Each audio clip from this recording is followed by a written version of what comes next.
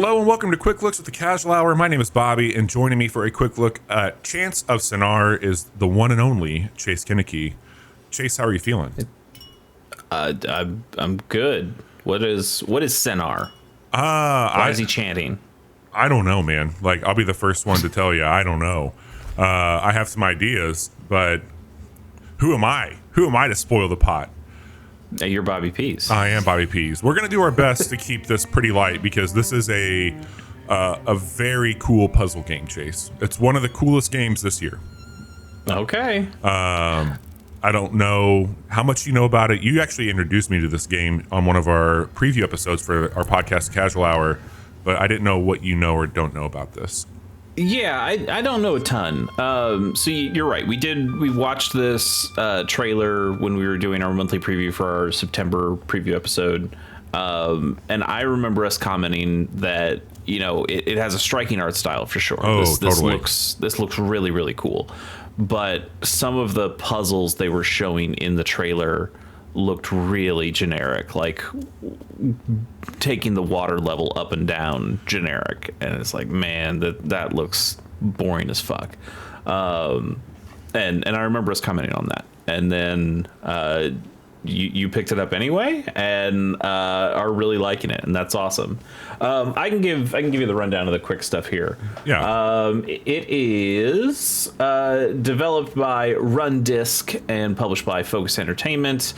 Chants of Sennaar came out September 5th, 2023. It is on Nintendo Switch, PlayStation 4, PC, and Xbox One. It's also on Game Pass, right? That's where you're playing? No. I just bought this on Steam. Oh, okay. Maybe it's not on Game Pass. What I can tell you is... No, I'm thinking of a different game. Sorry. Yeah. Yes. I've played this primarily in handheld, so if you are a viewer of this quick look and maybe you don't have a PC, I got to tell you this will be fantastic on the Switch. I think it works best. Good, because that's where I bought it. Oh, you bought it. Awesome. Yeah. Very cool. I played majority of this when I haven't started it yet. Oh. I wanted to wait for the quick look and watch this and hang out with you so I could still be blind. But yes, that's fantastic. On Bobby P's recommendation, I purchased the video game. Wonderful. Well, I hope that this one doesn't have to make it to the wheel free to play because I think it's very special. Yeah, we'll see. It's $20, by the way. Perfect. People should know. I'm going to start off here. I think you and I got bamboozled a bit. I don't think that this is a game focused on the type of puzzles that the trailer made us think it was. If you remember the game that we played on one of our streams, the Curse of the Golden Idol, I know you're a big Oberdin fan. I think it's more akin to those than it is to like a puzzle platformer. And yeah, like the big thing with this, not to give it away, is it's about language, right? You are basically, as you can see down here, go close to an item to interact with it, and you can see that we've got this viewpoint on the wall, and I'll show you that right now because we're going to see a bunch of glyphs, and if you saw at the top of the screen there, that I don't read Japanese. Well, I'm sorry. If we press Y, it's now going to add what these glyphs are to our notebook, and when you think you have guessed the meaning of a glyph, you can select it, and we can annotate it. So I could go into this one if I wanted to, and now I could write Chase. And so if we look at this... that sounds about right. If I go onto it now, if it sees that glyph, it's going to put whatever you write on the glyph, which is great. Makes sense. So I don't think that's probably Chase, but... what? So here, we've got two symbols. We don't know what they mean. We think one might be Chase. We don't know what this is. And we have a lever. So let's go ahead and pull that. Okay. We have opened a door. Okay. And the whole concept here is that it's a lot of trial and error. You can use the hint button, and it's not going to tell you what the word is. It's just going to tell you what you can engage with. And I'm playing with a controller and a keyboard here because I just like to type the words out with the keyboard. It's fine with the controller only. So we can see here that one of these is closed, two are open, and these three are closed as well. This here, Chase. That reads right. That reads right to me. This makes sense. Oh, excuse me, I sneezed. All right. Oh, you're good. So we know that we can see here that this is, well, if I open this up here, let me go back and look at this. Now I have all these new glyphs. If I press Y, it superimposes your notebook over it. And if I press in the right thumbstick, it'll pull up what I think it is there. Now, Yeah, it's chase, chase, chase, chase. That just makes sense. it does. Now, if I go back here, I read that fine. yeah, it's all chase. Everything's chase. All right, so we can see that there's 4 chases here, it looks like. And if I look over here at this, it kind of matches up in a way that there's enough of those. So I don't think this is chase any longer. Sorry, chase. Wow. Damn. I think that this is open. And I'll press Y. You sure? You sure? I don't know. We'll find out. Let's see here. Because Yes. I'm pretty sure that the first one we went into. You picked up on it. The door might have been closed. You fell when we right were into on my that. trap. There you go. All right. Yu-Gi-Oh trap card activated. Yes. So we have open and close. And Okay. now that I've got those in there, we're going. Now, can I theorize one more thing? Yeah, of course. The first puzzle we went to. Can you go back to the original one? You got it. Back to that door. Yep. So it had the open and closed symbols, but then it had another symbol right next to it. Oh shit! I did not mean to hit that. There we go. Yes. Can I, and that same symbol on both, can I theorize that last symbol means door? You can. That's the beauty of this. You can say whatever you want to. It might not be. It might be something completely different, but I'm going to take a guess that is open door, closed door. Perfect. Or closed doors at the top and then open doors at the bottom. So yeah, if I push in the right thumbstick now, it's going to say, hey, that top text we think is open door, and we think that's closed door. All right, let's go with it. We're going to back out of here, and the last thing that we need to do here is make sure that we understood the language. This should be open, open, close, open, close, open. So we need to open, open. So it's telling you, well, again, theorizing. Yeah. We're theorizing that it's telling you how to solve this puzzle. It's just that we didn't have, we potentially didn't have the language to understand that it was giving us the answer. Correct. So open, open, close, open, close, open. And so we have one more to get here. Let's see if anything happens. Oh, I think it did. Oh yeah, when it goes into widescreen mode, you know something happened. So we have not confirmed our. Oh, hang on. Maybe we did. Interesting. Okay, so we've sketched what we've seen now, and I think you might be onto something because you thought that that was a door. So we're gonna put that there, and then open we think is this one here, and then we thought this was closed. Hey, you know what? We figured it out. So now these get locked in. They are locked in. You don't have to do anything. Okay. And here's the other thing I'll call out. I could have kept that as chase.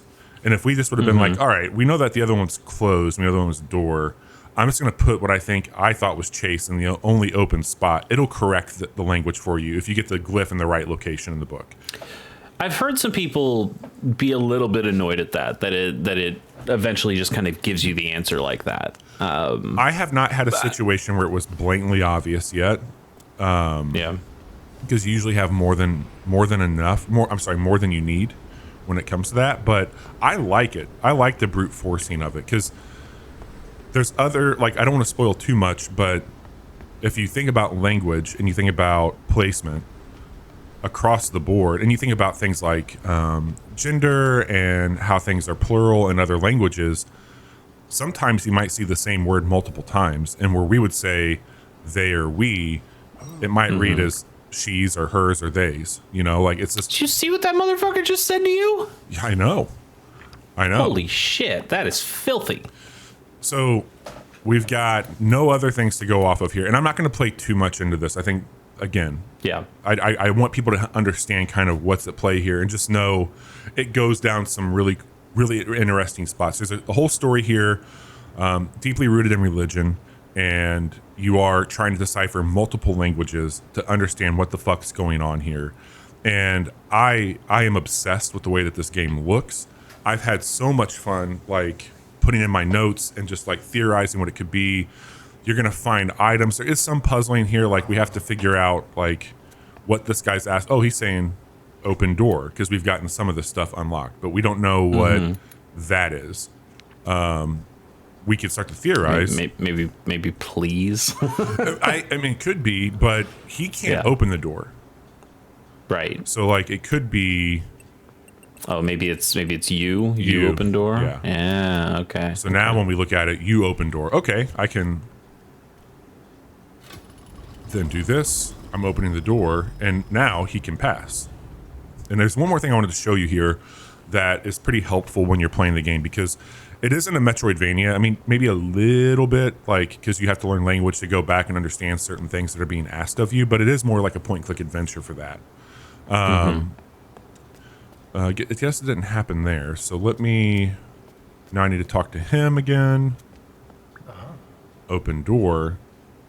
And now we can theorize that maybe he's saying me.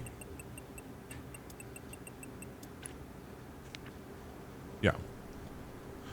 So he'll open that up. I'll be able to pass. And also you can detect, like, there's a very different appearance between these two individuals, which I think will be a very important thing for you to pick up on whenever you start to, like, look at the environments and, like, how people might be dressed or what they might be saying. Okay. So yeah, it is. I mean, looking at that puzzle we just saw, like, that is boring. It is raising and lowering water levels, but I think you're right that it is so secondary to what this game actually is, which is about the fun, weird language stuff. Just to give people the other little bits that I know. This is like you're in like a big tower or something. Like there's kind of like a Tower of Babel equivalent that's happening here, and that's why people can't understand languages or whatever. And also, like, as you go to different sections of this big tower that you're climbing, you said it's not like a Metroidvania in that you're not backtracking through a lot of stuff, but it's also not like a Metroidvania in that you're getting a big list of abilities, or in this case, words. I mean, you are getting that, but then there's going to be like a section where, okay, these people speak a whole new language now. Yeah. So basically dump everything you learned before, and now you have to go through it again, which I think is pretty cool because, one, it keeps you on your toes, and two, it doesn't let the language stuff get too complex. Yeah. So you're still, I imagine you're just going to have to figure out again, what is open, what is door, what is close, what is you, me, hi, what are all these different things.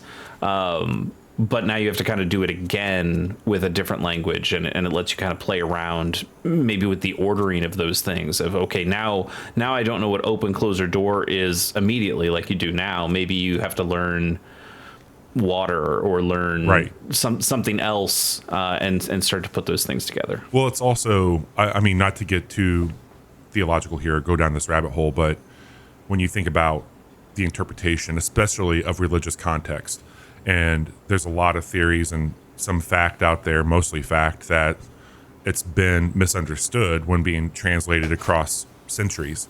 And I think even here, certain words might mean one thing to one group of people and might be a completely secondary thing to another group of people. Interesting. And so that starts to get interesting as well. The last thing I'll show is if you had like an interaction with somebody where you learned or saw language, you can do this replay, which is really helpful. Oh, that's cool. And so we have successfully deciphered all this other stuff. So now we can see, we have one that we have not figured out yet, which is that symbol there. But we got everything else figured out. So that was you, me, and greetings. And the last thing I'll just show, because this is going to kind of kick it off into the area that you talked about. There's no puzzles or anything left with that. Oh, there is more puzzling here. Never mind. Well, I won't show that. We'll just leave it. Okay. We'll just leave it here. This is Chants of Sennaar. It is one of the coolest games I've played this year. I think I'm almost through. Maybe like a couple more hours left on my playthrough. But I'm having so much fun with it, man. It's very, very good. And it's not a hugely long game either. I think it's like 6 to 8 hours. Yeah. It's really short. You can complete it in a weekend if you want. if you want to see a little bit more about this, and where I learned a lot of this stuff, Mark Brown, Game Maker's Toolkit, did a video specifically on this game. He's got like a new series that's about games you can complete in a weekend. Oh, cool. And this was the first one he picked for that, and it I mean, I know Bobby was already talking to me about how it was cool, and I was already kind of pre ready to play this, and then I watched that video that explained a little bit more about why it's so good, and that really like put me over the edge of like, okay, let's grab this game, let's see what it's about. And then so yeah, I'm pretty excited to jump into it, even if I still think the water level stuff, which I know all the puzzles are not going to be water level things, but this also has like some stealth sections that kind of feel like inside maybe. Yeah. And I wouldn't say those are the most interesting things I've seen either, but again, like those are just secondary to what is really going on here, which is this water level, not water level, this language stuff, and piecing these things together, and that part is just, it seems really, really cool. It is. I have taken to this game way more than I ever thought I would. And you can see I'm fucking up some puzzle stuff here. But all that to be said, you can all figure this puzzle out and check it out. We'll be talking a lot about this game. We've mentioned it on one of our podcasts, which we record typically on Wednesday nights. If you're watching this sometime in October, we're moving our recordings to Tuesday nights until around Thanksgiving this year. But you can tune in Fridays to hear our thoughts on all of our games. We are live playing video games on Mondays and Fridays at 9 p.m. Central. You can find all that stuff on twitch.tv/casual hour. And if you've enjoyed this quick look, I would suggest liking and subscribing to our channel, because we try to put out 2 quick looks a week, usually around 9 a.m., 10 a.m. in the morning Central Time. And you can find out our thoughts. It's usually Chase and I. Sometimes the other co-host Johnny joins in. But all the good stuff you need is right here on YouTube. We bring all of our other streams over to this platform as well. Chase, I'm so happy that you picked this up. I can't wait to talk to you more about some of the stuff that unfolds with it, and I'm sure we'll be talking about this come Game of the Year time as well. Thanks for hanging out. Sounds good. Thanks for showing it off. Bye.